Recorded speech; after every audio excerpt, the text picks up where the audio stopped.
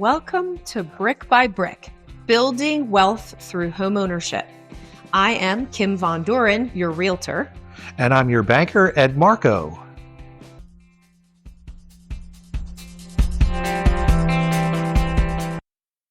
All right, so part 2 of maintenance. Now we're going to talk about inside maintenance. Yep. So what kind of things do we want to maintain inside? Should we start at the roof again? Sure. You basically have to maintain everything. And I say that especially from, owning rental properties. When I go in there after 5 years of nobody really doing any regular style maintenance other than systems, I really maintain the systems. It needs a lot of love. Yeah. So your home will too if you're living in it. Yeah, so I think people you don't see it because you're looking at it every day. Mm-hmm. So sometimes you just have to take a critical eye to your own home, Right. Especially on the interior. If you've got children, you want to look at those walls. I bet they need painting, Definitely. And it's just from people touching the walls, And kids. pets. Yeah, and if you've got pets, your floors probably need a good cleaning. Your carpets probably need a good shampooing. All that stuff needs to be done on a regular basis to keep it in good order, Mm-hmm. And again, I will compare it to a 401k. You make regular investments into your 401k. You want to make regular investments into your house by doing regular maintenance. Yes. So painting, you want to keep the paint in good condition because it keeps the walls in good condition. Right. The floors, you want to clean the floors regularly. If you've got carpeting inside the house, you're going to want to, I would say, a minimum of once a year, have them professionally cleaned, or go rent yourself a deep cleaner and clean it yourself, but get all of that dirt that you don't see. Mm-hmm. You don't notice it because it's until you clean it. And then you're like, holy cow. Now, of course, they're going to say this, but Stanley Steamer said you really should be having your carpets professionally cleaned. I'm sorry, I said a name there. That's you can okay. bleep that out if you like. But they said you're supposed to have them professionally cleaned once a year. Well, of course, they're going to say that. But when I went and spoke with some folks about installing carpet, some of the manufacturers of the carpet will not honor their warranty if they find out that you haven't been shampooing your carpet once a year. Wow. See, Mm-hmm. I didn't know that. That's interesting. But it does kind of make sense. Yes. It's like anything else. You need to maintain it. Yes. And keep it clean. The other thing is carpeting. People have carpeting. You walk into houses, especially as a realtor, you see carpet, it's from the 70s. Well, it's 50 years ago now, right? Yeah. Well, carpeting is designed to last 10 years. Right. So if the carpet's 50 years old, it's well past its lifetime. Right. But somebody did maintain that carpet. Right. That's for sure. So big deal, your HVAC system, your heating, your air conditioning, all that stuff. I recommend to anybody, call your local utility company and find out who it is that they recommend to maintain your stuff, and have that serviced once a year. It costs you a couple $100, but it almost always comes with an incredible service contract. So if your HVAC system your heater goes out on December 15th and it's 10 degrees outside, they're going to come out and fix it for you because they said it was in perfectly good working condition.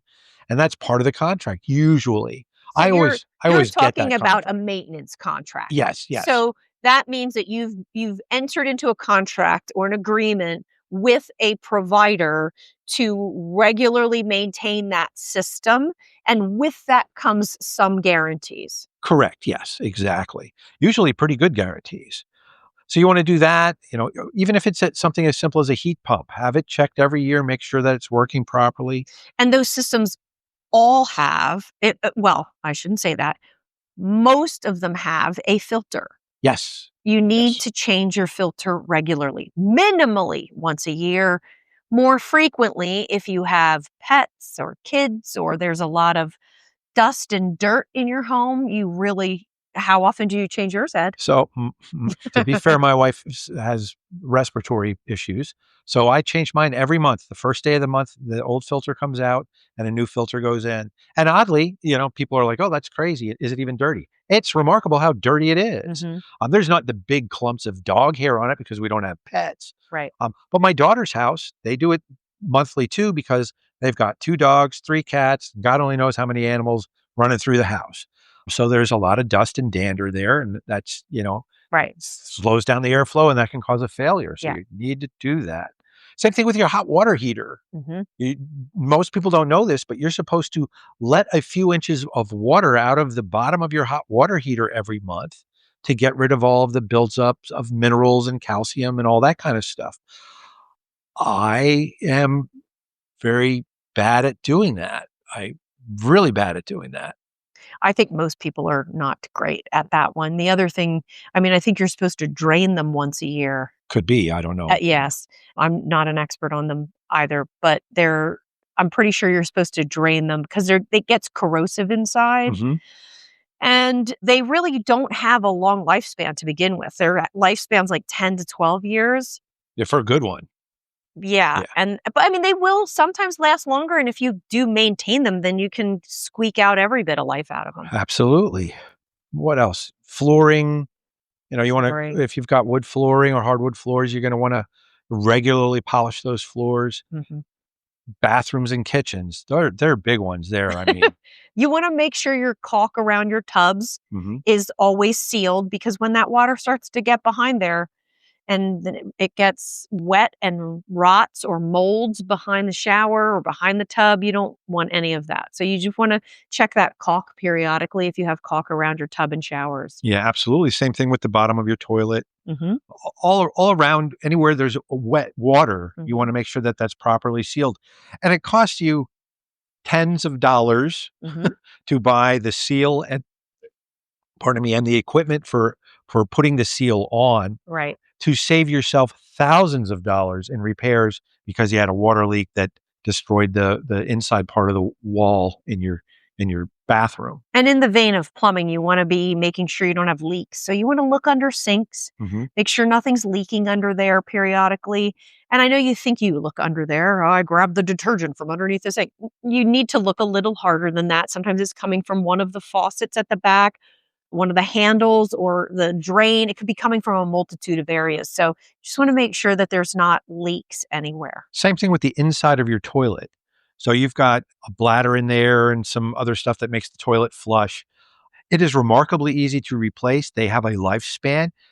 Depending on what kind of water you have, hard or soft, it might be 3 years, it might be 10 years, but they do wear out. If you hear a hissing or a whistling, a couple minutes after you flushed your toilet, or in the middle of the night, it just makes a noise and then stops and then makes a noise again and then stops. That's water leaking back out of the toilet, out into the sewer system that you're paying for. Right. So you want to address that. If you can fix it yourself, fix it yourself. If not, call a plumber. It will save you money in the long run. Water in most places is expensive anymore. Right. So, definitely want to do that. And then appliances. Hmm. Appliances are a big deal. Refrigerators, ovens, stoves, microwaves, dishwashers. All of these things have lifespans. Right. I can't tell you how many times I've looked at a home, and almost all of the homes that we ever bought, it had a dishwasher that hadn't worked in a decade, and nobody replaced it because they're afraid of it. They don't know how to get it out, and they think they're very expensive. Most places you will buy your dishwasher includes installation, and a lot of the times for $20, you can get that guy to take it with him, the Right. old one. Hmm. So it's not as horrifying as it sounds. There's nothing better than a good dishwasher as far as I'm I concerned. agree. But you want to, make sure that I like everything to match. That's just me. Yeah. But what did you see? You have a hard time cleaning your refrigerator. Yeah. So my refrigerator's in a cabinet style, right? Right. Matches, there's a cabinet around the refrigerator. And so then the compressor, which is in the back, can get dirty and it's hot back there and it doesn't have the same kind of ventilation as you have if you don't have a cabinet around your refrigerator. So the compressor can die. So you just want to make sure that maybe you're pulling it out and cleaning that out. Yeah, you want to vacuum off the coils. Hmm. Also vacuum underneath because there's coils underneath there. Sometimes you'll have a slow leak and you don't know about it. This is a Right. good way to find it is to actually look underneath the refrigerator, which nobody wants to do. No one wants to look under there. Same thing with your oven and your stove. You want to look under there, clean under there occasionally. Yeah. You don't have to do it every week. Clean in your oven as well. Right. Oh, yeah, of I course. can't, nobody cleans their ovens. It's Right. shocking to me as a realtor walking in properties all the time, and their ovens are disgusting. Yeah. Yeah. Yeah, it definitely keeps the coils clean and it'll last much, much longer. And washers and dryers, washers, especially the front loaders, are a hot mess with mold and mildew. Yeah. You want to make sure all that stuff is maintained. And your dryer, make sure you're getting in there with something skinny to clean out your dryer, even where you pull the lint out. I vacuum in there all the time to pull out any lint that doesn't get caught in the lint screen. And then out because that's like one of the number one ways a house fire starts. Yeah, you need to clean that hose every year, minimum every year. Yes, you should be getting one of those brushes or have it. I don't care if you hire a professional, but definitely that is a high risk of a fire. So you want to make sure you are cleaning out the ductwork that goes from your dryer to the exterior of your home. Exactly. And same thing on the washing machine though, too. If you look at the bottom of your washing machine, somewhere, generally on the left-hand side, there's a thing that unscrews. Make sure the machine is off. Make sure it's off. But if you unscrew that, it's a lint collector, just like the lint collector the dryer has. But nobody ever cleans them.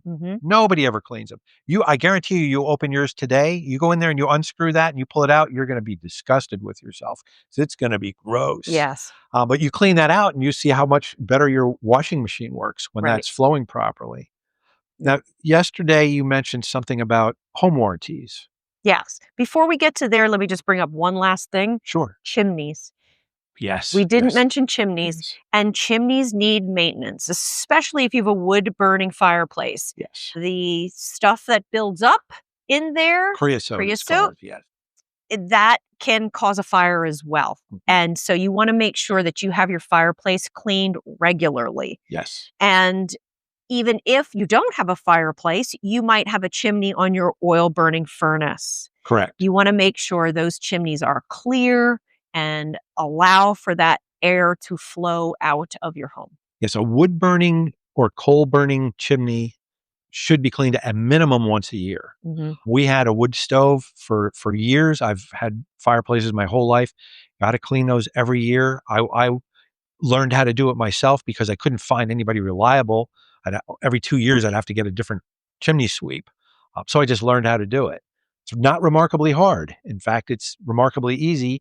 Again, videos you can watch on YouTube show you exactly how easy it is.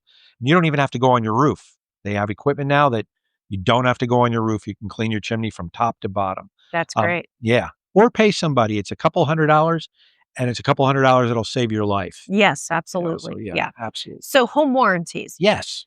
So as a realtor, this is where I learned about home warranties. When I became a realtor, that was something, especially in the day when it was a buyer's market. One of the things we used to always promote was you could offer a home warranty.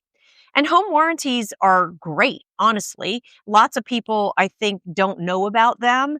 And, you get to decide whether it's right for you or not. I actually do have one on my home. Yeah. And I've had one on my rental properties at times. And I know other people that have them that are realtors, and they cost, depends on what you insure. So you can get a basic that covers systems. You can get the next level, which is going to cover things like your appliances in your systems. And then the last level covers all kinds of things like your ceiling fans and your doorbells and your everything. So the smaller one's probably in the $500 or $600 range. Next one's $600-700 range, and then I'm not sure what the highest one is. But I've had my stove repaired twice. I've had my dishwasher repaired. I've had my washing machine repaired twice. Generally, they have a copay, and that's a service fee, I think is what they call it. That's $75, $85. Some of them have gone up to over $100, but it's still cheaper. I mean, just to have somebody come out for the call is going to cost you over $100, right? Not including the labor or the parts, right? And several times now, they've had to actually order parts, wait for it, and come back out. So that's really 2 service visits, but you only pay the one. And so I think they're really beneficial if it's something that you are worried about or your systems are old, right? Or you're just not handy and you don't want to pay a plumber or an electrician, Right.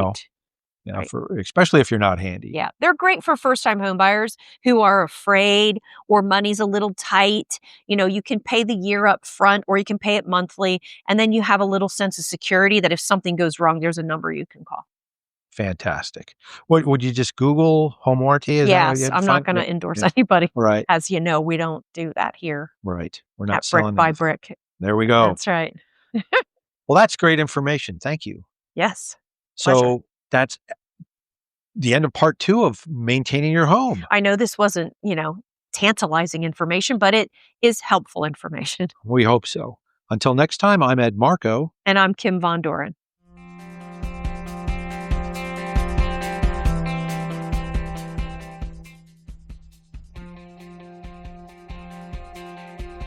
You have been listening to Brick by Brick.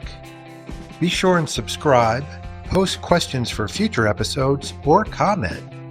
This is a Super Squirrel production, Super Squirrel Studios, Stony Creek Mills, Pennsylvania.